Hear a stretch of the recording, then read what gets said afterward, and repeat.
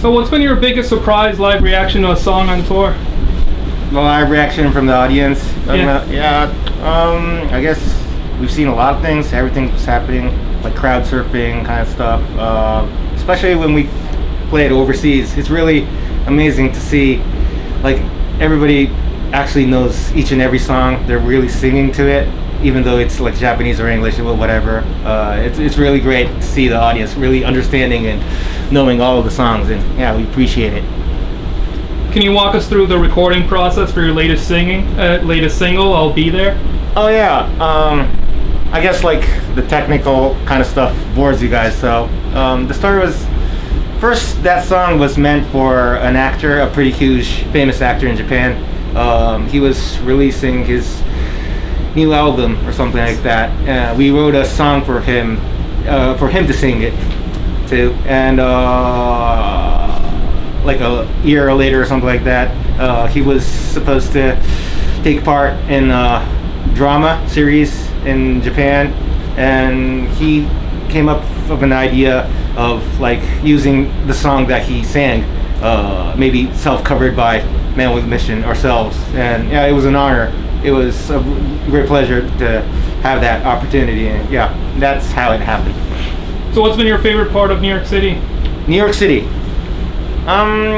It's probably the most hugest, busiest city in the whole wide world, but I guess I really enjoy because all the movies and the like TV shows, dramas, kind of stuff took part in this huge city, and just you're recalling all the scenes that I've saw in those kind of movies, and like just walking around New York, feeling the air. Yeah, that excites me a lot. You know, on Spotify, your collaboration with Millet, Kizuna no Kisike, I hope I'm saying this. Yeah, that's right, yeah. Yeah. So it's at 99 million plus listeners. Oh, wow. You know, it's about to break 100 million listeners. Okay, that's cool. And I was wondering what this, milestone means to the whole band, really. Yeah, I mean, we were really aware of how huge the animation, the Demon Slayer is in the whole wide world. So we were expecting quite a lot of reactions from that, but yeah, I never imagined how much we have like today, like 100, a million, so close to 100 million. Yeah, that's cool. About to break it. Yeah. Wow, and yeah, it's really great. It's probably the most listened to songs that we've ever written, and it was a pleasure taking part in that. I mean, speaking of Spotify, your theme to Seven Deadly Sins. Yeah. It's been listened to 45 million, and that's without cool Millet. And I was curious what you think makes it a standout more than the anime. What makes this track so, we worked it with what was the name of the producer? He was the producer of Linkin Park, the Meteora, something like that. What was his name? I'm forgetting. Nam-san. Yep. 誰だっけ？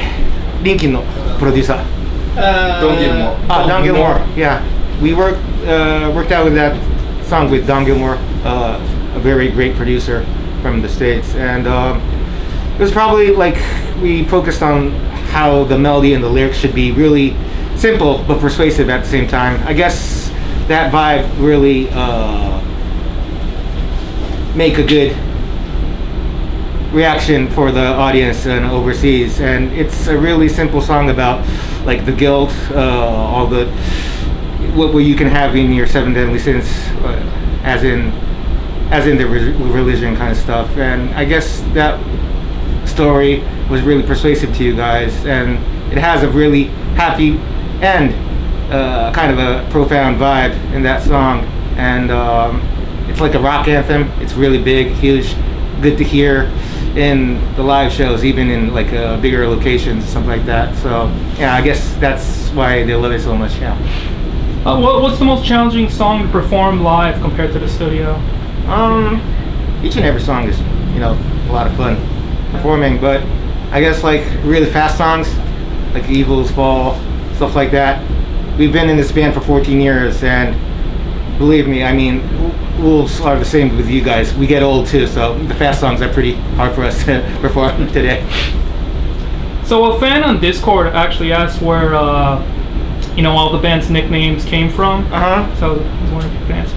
Our nicknames. Yeah. Well, it's actually not our nicknames. It's our name. So I don't know how we came up with it. That's like a backstory of this band. So yeah, we were named by the professor that made us, and I guess he's a big, huge fan of Japan. Like Janken Johnny. That's a name that the traditional, rock, paper, and scissors kind of thing. And Tokyo Tanaka. That's obviously, a huge Japanese fan, Yeah. And Kamikaze Boy too. DJ Santa Monica. I don't know why he came up with that, but it's a really pop name. Spare rib. Well, definitely, that's one of his favorite foods. So, it's nonsense. It doesn't make any sense. Yeah.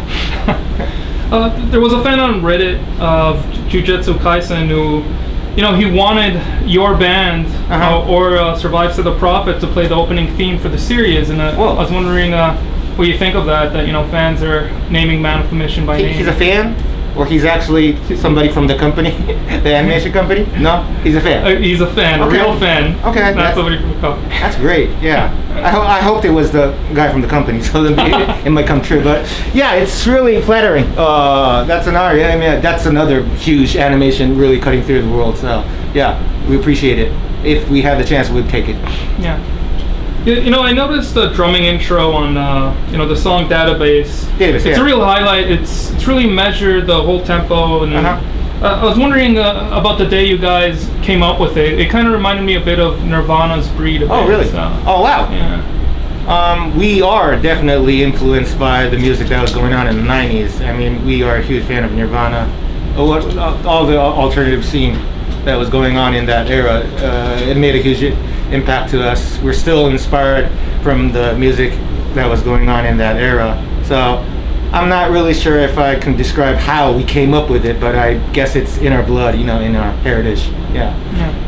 One fan mentioned that he was putting together a playlist of all the songs you guys, sing in English. And I was wondering if that has an impact on the creative process, if you take that into account, that you should sing in a certain language. Or, yeah, I mean, ever since we formed the band, it was all about not only playing in Japan but performing throughout the world, and all the music that we were listening to, we were big fans. We are still big fans of the bands who've come to the western side of the world, and it was all about writing in English and Japanese really freely. It didn't really matter for us to choose the language, but if they want it in English, we're more than ready to do that. Yeah. How do you decide a set list city by city? Actually, not a spoiler, but we don't change our set list that much, in the whole touring things. But this time, it was all about, especially this tour. It's powered by Crunchyroll, a really huge animation company, distributor in the States, in the whole wide world. So I guess the set list is mainly with all the songs that you can listen to in the animation. Also some songs from our not the latest, but the older works that we've done, because we haven't performed old songs that much in the States. Yeah, so it's probably combined with that kind of combination. Yeah. Is there a big contrast performing overseas in terms of audience reaction to particular songs? Oh, overseas to Japan or something like that?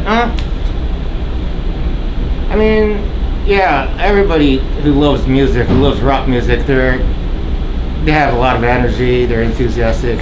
Not that it doesn't change that much, but I guess a lot of people bigger in the States sometimes. Yeah, they're loud, they're crazy. Yeah, they're probably more open to rock music than what you can see in Japan. So yeah, their energy might be pretty hype. Well, not actually only that, but it takes us quite a long time to come to the other countries. So I guess that makes them more excited. Yeah. I saw your performance on the first take with Millet, the first one ever, and I saw when she met you guys, she kind of had this slight chuckle or laugh. Okay. I was wondering if that was the first time she met a wolf. Yeah.